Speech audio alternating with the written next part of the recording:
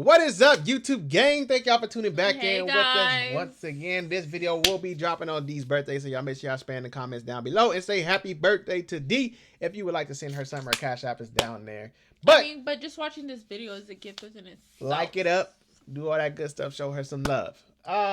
Y'all loved our Mr.Ballen reaction and said bring some more Mr.Ballen over here, so we gonna roll back and through there. This one is titled "There's Betrayal," and then there's this. So betrayal is a big word. So it's worse than betrayal.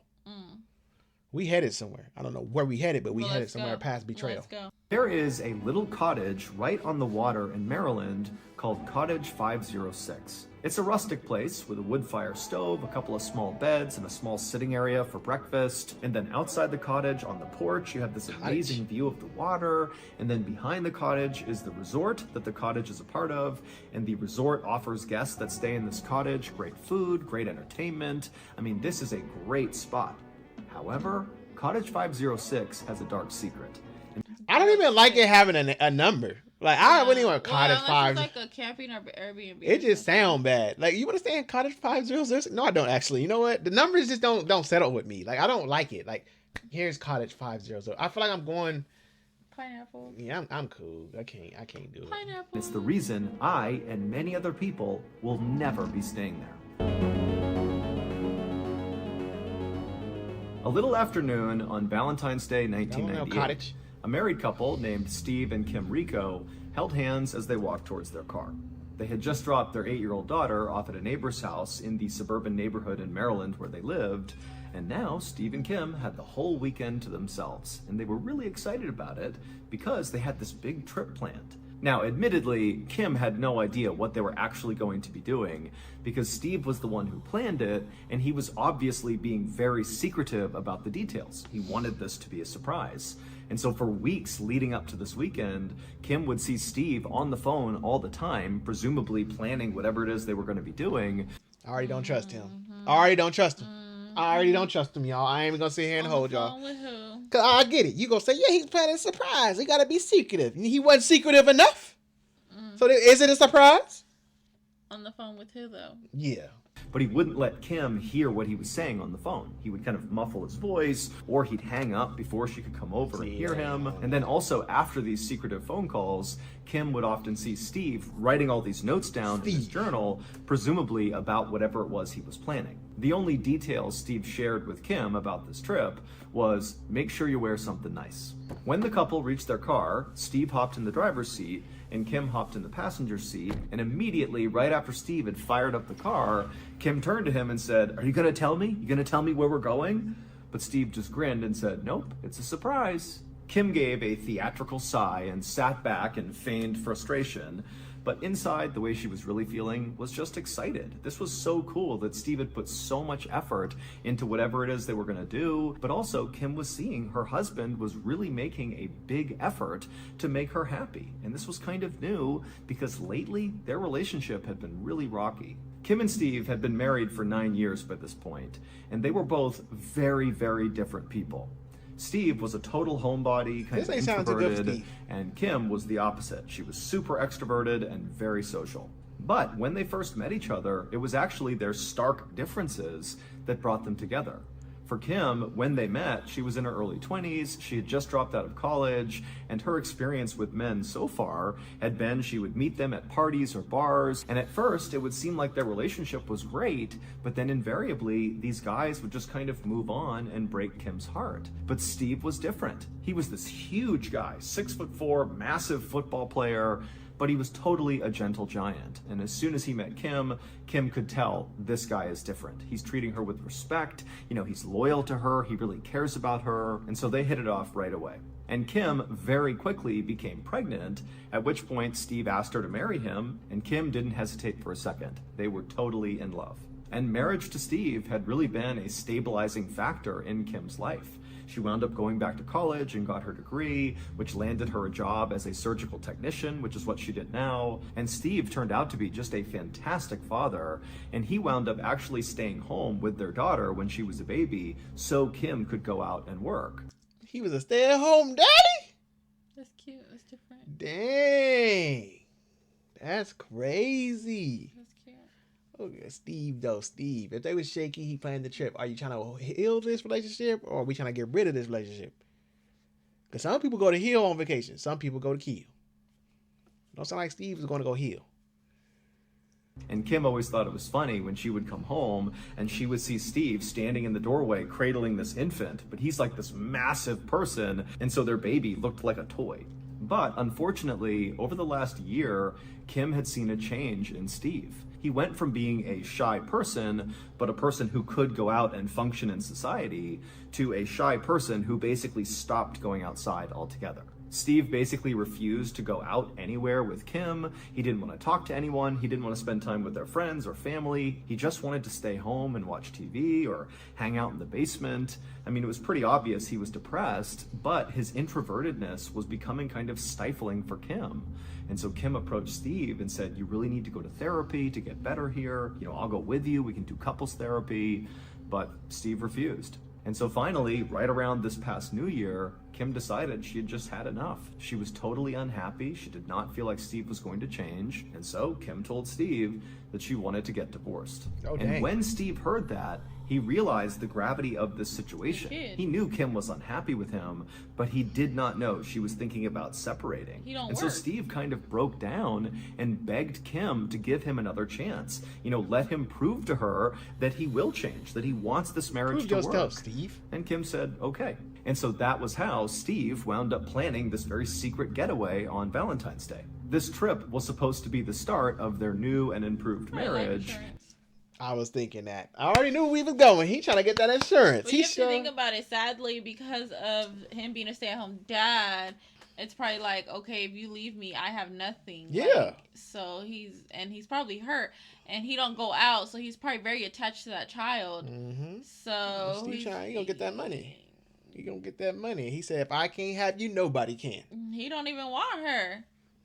He just said, let's go, bye-bye. And so Kim was really excited and optimistic about the future. After driving for about an hour and a half, Steve pulled off the highway and began following signs towards the Eastern Shore, which is a waterfront area of Maryland that's very beautiful. Nice, it was located about 70 miles away from Steve and Kim's home. After driving for a few minutes, Steve pulled into the parking lot of the Harbortown Golf Resort. And as soon as he pulled into a spot and turned off the car, he clapped his hands and turned to Kim and said, okay, we're here. And Kim looked from her husband out to all the perfectly manicured grounds and the beautiful resort, and she smiled and leapt out of the car excitedly. Kim and Steve took each other's hands and marched inside to check in. And as they were checking in, the person behind the desk gave them glasses of champagne. And then after handing Kim and Steve their key cards, the receptionist told them that their cottage where they were staying was like the nicest property at the resort. Kim and Steve were totally pumped. They took their champagne and their room keys, they walked back to their car, and then drove a little ways deeper into the resort to their cottage. It was cottage 506, and it looked out over the water. And when they went inside, Kim was totally wowed. It was this rustic suite with a wood fire stove in the middle and 2 queen-size beds. It was back in the day. We gotta remember. Look how old that picture was. Okay, that picture was very old. Very. You had to remind me because I sure was about to eat this photo up. I was about to tear it up. I still am though, but I ain't gonna go as hard because it's back in the day. That's the nicest. That was bad. I guess that is nice back in the day. And you get 2 beds. Cause when they showed the outside, I'm like, cottage. You making cottage sound bad, but now it's looking like a cottage again. About it, yeah. There's not really. It's looking like a cottage again. Oh, every time I hear cottage, I just feel like I hear old. Why they got 2 beds? That just, I don't know. Keep going. Keep proceed on. I ain't gonna break down this room too much. I'm gonna leave it alone. And a little coffee table area for breakfast over here. It was perfect. And then when Kim actually walked into this cottage, she noticed there was a card sitting on a table, and it looked like a wedding invitation. Kim was confused and looked over at Steve, and Steve just smiled and said, go, check it out. And so Kim walked over and she grabbed the note and she began reading it, and as she did, she began to smile. The card really was a wedding invitation, albeit it was for a fake wedding, because it would turn out this was not just a random overnight that Steve had planned for both of them. Instead, he had purchased a romantic getaway package, which included this amazing cottage, but also a professional dinner theater performance that would be held on the resort grounds. Kim read the description of the dinner theater show on this invitation. It was a murder mystery called The Bride Who Cried, where the actors in the show would put on a whole fake wedding, and then at the end of the wedding, somebody would get killed, and the audience would need to figure out who did it. For an extrovert like Kim, an activity like this was perfect. And so Kim felt totally touched. That's a little strange of a gift. It's like Clue. If I took you on something like that, you really... I'm gonna have fun. I'm like, oh, we're solving a mystery. That's a little like weird, the though. Movie Murder Mystery. No, though. but that's So a little like, weird, no, though. Like it's that. not. That's a weird It's vacation to not. surprise somebody with. It's not. We're gonna play Clue in real life. No, I don't know how I feel about that. You son surprised me with a murder mystery crime. What the hell? Who do you think I am? Who do you think I am? I'm find out. This Are you is made for the job or not? Man, it's crazy. I'm curious to know. Clearly, Steve had heard her, and the first thing he did to kind of win her back was to begin to do the things that Kim really wanted to do, which was really going out and having fun. And so after Kim finished reading the card, she turned and looked over at Steve, and Steve was kind of nervous because he wasn't sure if Kim was going to like it. And Kim, she broke into this huge smile. She walked over to Steve and gave him a big hug. And Steve, he was so happy, and he hugged her real tight right back. Kim and Steve would spend the next couple of hours sitting by their fire inside of their nice cottage, drinking their champagne and talking about the future and just telling stories and having a good time. And then around 7 p.m., Steve and Kim put on their nicest clothes and walked their way over to the area on the resort where this dinner theater was going to happen. It was in an event hall with a bunch of round tables set up for the audience. And so once Steve and Kim and the other audience members all took their seats, the actors and actresses came into the room, and they were all dressed in their wedding clothes. There was a bride and a groom and a wedding party, and the audience was instructed to participate in the wedding as if they were wedding guests. And so the audience all stood up, and they began kind of having this fake social hour of meeting all the wedding guests. And then Steve, Kim, and the audience members all took their seats, and they got ready to watch the drama unfold. And Kim, pretty much immediately, was totally absorbed in this performance. She was so enthusiastic, talking to the actors and talking to the other guests, and really pretending like she was part of the wedding. I mean, she was having a blast. The play itself was about a groom who was in the mafia, who was forcing his bride to marry him by threatening her family. The climax came when the groom stood up and gave a toast with his champagne. He took a sip and then fell down dead. Kim watched all of this with delight, but she kept looking over at Steve, hoping he too would be smiling and having a good time. But each time she looked at him, he was just kind of stone-faced and looking straight ahead, like he just didn't care or he was totally disinterested. And then a couple of times when Kim leaned over and said, "Hey, you know, honey, who do you think did it? Who do you think the killer is?" Steve basically just completely ignored her. It was like she wasn't there and the play wasn't there. He was just totally zoned out. Eventually, Kim and a few other very enthusiastic audience members figured out the killer in the play was the bride's mother, who poisoned the groom, and then after this discovery was made, the play was over. As everyone got up from their seats and began to leave, Kim couldn't help but feel really annoyed with Steve because he was just so silent and not invested in this play. And it's like, we came all the way here. Why aren't you at least pretending to enjoy this? But Kim also thought, you know, Steve put a ton of effort into this weekend. He's clearly trying. I'm not going to start a fight. I'm not going to bring it up. And so finally, Kim just said to Steve, "Hey, you know, why don't we go to the bar and get a couple of drinks, bring them back to our cottage, and just hang out there for the night?" And when Steve heard this, he actually smiled and said, "Okay, great, let's do it." And by the time the couple got back to the front door of cottage 506, they were holding hands again and laughing and telling stories, and they went inside, and Steve put the beers down on the table, and then Kim said she was going to go in the bedroom and just quickly change into something more comfortable. And so Kim walked into the bedroom and shut the door, and Steve walked to the front door and turned the lock.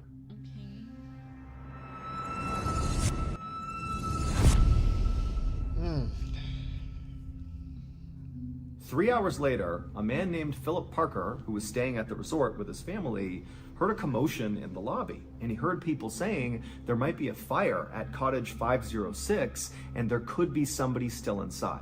Philip immediately turned to his cousin who was with him, and the two of them bolted outside and just started running towards cottage 506. And as soon as they got to a place where they could see the cottage from a distance, they could see black, oily smoke pouring out of the windows. When they got up to the burning cottage, Philip ran to the front door, but it was locked. He couldn't get inside. He screamed to see if anybody was in there, but there was no answer. And so Philip and the cousin ran around to the back of the cottage where there was a glass sliding door, and Philip, he tried the handle, but it was locked. At this point, the cousin said he was going to run back to the resort and get a fire extinguisher, and after the cousin ran off, Philip turned back towards the sliding glass door and realized it actually opened on both ends, and he had only checked one side and found that side to be locked, but on the other side, which he was now noticing, it was obviously unlocked because it was open just barely. And so Philip immediately opened it up and all the smoke began coming out, and so Philip dropped down to get a better look because down low the smoke had not fully settled.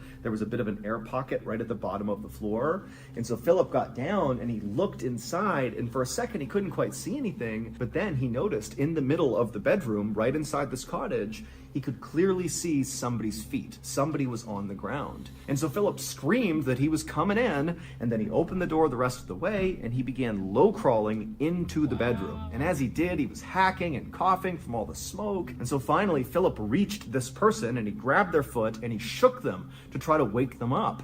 But they weren't moving. But the fire was getting bigger and stronger. The smoke was getting thicker. Philip was really starting to panic and was worried that he too would get trapped in here. And so he just grabbed this person's leg and began pulling them. And it was really hard, but he finally got this person back to the door. He couldn't quite get them over that lip of where the sliding door was. But right then, Philip's cousin showed up, and the two of them were able to grab this person and get them out of the cottage. Watch it be Steve's big ass. Watch it be Steve. Watch it be Steve. Yeah, I feel like he killed him. Act like, yeah. Him. I feel like she killed him. Or, yeah, I feel like it was her. Or what if Steve trying to, look, murder? It said murder, mystery, murder. What if, let me tell you my scenario. I think we jumped the gun. I think she did it. But he planned the trip. How's she going to have all that thought out? No, what if Steve killed her? He going to lay on the floor. He left the door cracked. Listen, Linda, it can happen. I'm not gonna jeopardize my life. He heard them. He probably was gonna sneak out the door. Can I just tell my story before you? I think she did it. Okay, I'm not. That's your opinion. What if Steve took her out? He laid on the floor because he heard them. Right, play dead, like Toy Story. Lay on the ground. Boom. They pull Steve out now. Right. We both could have died, but I really killed her because her body gonna burn. Kills the evidence. Save Steve. Oh, dang, my wife died. She died in the fire. Y'all saved me. I know you like that. You like that. I know you do. And this was the moment when Philip finally got a look at the person he was just dragging out, and it was immediately clear to him that this person was deceased. Their face was basically gone. It was completely burned away. In the days and weeks leading up to this weekend, Steve really was taking secret phone calls and writing notes down in his journal because he was planning something very special. But he was not the only one with plans for this weekend. Here's what police say happened after Kim and Steve got back to their cottage following the show, and Kim went into the bedroom to change, and Steve went to the front door and locked it. A couple of minutes later, Kim came out of the bedroom wearing something sexy, and she looked at Steve and smiled and said, "Come on, get in bed. I'll join you in a second." And so Steve's like, "Great, my plan is working. We're gonna reconnect here." He climbed in bed and he laid down, and Kim, she walked over and got something out of her bag, and then she walked back over to the bed and she pulled out a syringe and she stabbed it into Steve before he could do anything, and she injected him with something called succinylcholine. Kim had access to this drug from her job as a surgical tech. I overthought it. I knew it. These be making me overthink though. Was that right? You was. Thank you. But these be making me overthink. They make me feel like I be watching shows. Literally. My guess could have made sense though. It could have. Nobody is jeopardizing their life. Woman, I've seen some stuff. I've seen some stuff. She cold though. She cold. You got a surprise trip and you came prepared. That's some cold work. Needle? She cold. She a cold piece of work. Succinylcholine is used to relax people's muscles during surgery.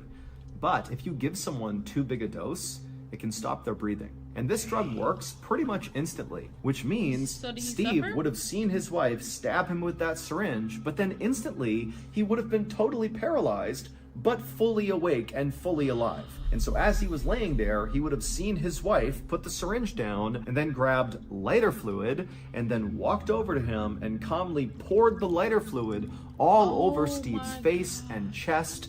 And then one of Steve's final images he likely saw before his lungs stopped working and he died was his wife striking a match and lighting him Dang, on fire. After y'all. lighting Steve on fire, Kim casually walked out the backsliding door. She shut it, leaving it open just a crack, and then she made her way to the resort lobby where she put on this big act about how her cottage was on fire and she thinks her husband was still inside. That's and Philip wild. overheard Kim say that her husband might be inside the cottage, which is when he and his cousin jumped into action. They ran to the cottage and ultimately found Steve deceased inside of the cottage. Ultimately, Kim never intended to give Steve a second chance in their marriage. She was already having an affair with a much younger man who was in the Marines, and she was just done with Steve. And so as Steve began telling his friends and family how he was going to make a huge effort to save his marriage, Kim was going around to her friends and literally openly talking about how she wanted to murder her husband.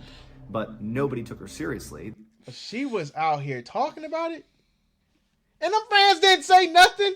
Y'all didn't help Steve. She was nothing. giving y'all clues. Y'all had me thinking Steve was the bad guy. She was giving y'all clues. And them friends didn't do nothing but let her talk, and then she did said, it. ha ha he. They should be guilty too. And now he R.I.P. Man, crazy. They thought she was just kind of venting and being kind of dramatic. But as Who soon as vented about the killing news somebody? broke that Steve had died in this fire and Kim had not, people rushed to the police to tell them, pretty sure Kim had something to do with this. Kim was convicted of her husband's murder, and she was I know she sentenced was. to life in prison. It would turn out the primary reason why Steve was so secretive before going on this trip was he really wanted it to be this unbelievably special, romantic, kind of like recreation of the couple's first date.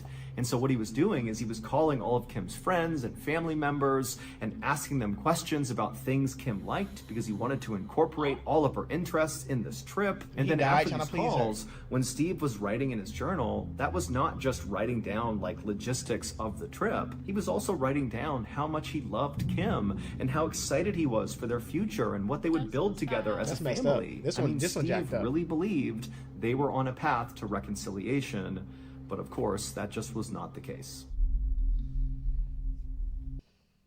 This was a sad case. Sad. This was a sad case. I'm literally, my bad. I thought Steve was out here That trying to take her. murder mystery became a murder. She flipped the script. I thought it was Steve though, because he I was. knew it. I called it. I knew it. I mean, I knew it. I pick up real quick. I pick up. That's wild. Damn. But you know, even though these friends took it as a joke, even though that was wrong, in a sense, it was a good thing because her doing that to him got her into jail. Because they said like, oh, she was talking about it. Like, yeah, she was playing, but she was also talking about it. And so it's in a sense. I mean, like, what was her plan? Like, you just leave him. Why would you have to? Did you need to kill him for divorcement? Move on. back then it was probably hard to divorce or something. I don't know. You don't know what she was going through. You have to murder the man. Well, Now she thought that was her now way the out child of got a it. dead father and a mom in jail. You made the situation 10 times worse. Stupid. This was crazy. This Though. one was sad. I was not expecting this. That was a twist. That was a twist at the end right there. Let us know what y'all thought, because this was one. This was one. Y'all always sending some stuff over here. Man. But thank y'all for tuning in. Don't forget to wish D happy birthday. See y'all on the next one.